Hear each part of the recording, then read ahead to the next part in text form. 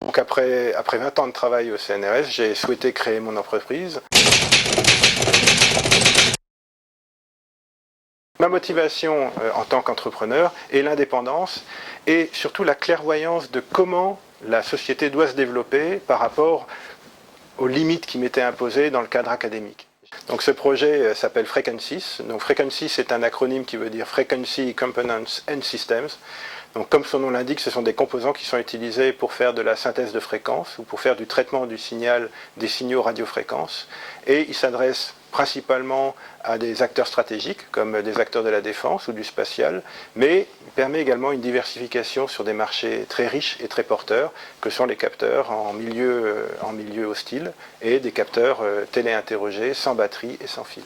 Dès la création de la société Frequencies, j'ai embauché des personnels hautement qualifiés, puisqu'en fait, c'est une activité industrielle qui découle naturellement d'une activité de recherche long terme. Frequencies compte 5 personnes, et on pense être, à l'horizon 2018, une dizaine de personnes.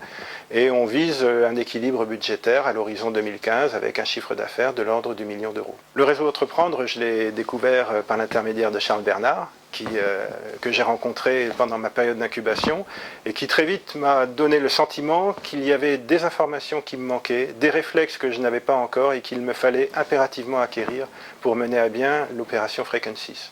Et donc, au travers du réseau Entreprendre, j'espère d'abord un accompagnement, l'accompagnement le plus pertinent possible pour justement acquérir ces réflexes qui me manquent, mais qui me manquent de moins en moins, et inévitablement un accompagnement financier pour permettre justement un effet de levier pour lever des fonds rapidement. Pour moi, l'entrepreneur engagé, c'est quelqu'un de responsable et d'intègre. Ça, ce sont des vertus qui sont fondamentales.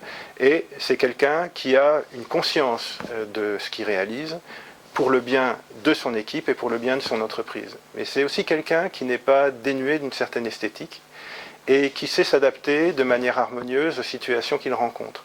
Un petit peu comme un musicien de jazz, musique que je pratique, en particulier la guitare, qui a cet objectif de précision et de qualité d'exécution tout en étant réactif et en sachant s'adapter de bonne manière au bon moment.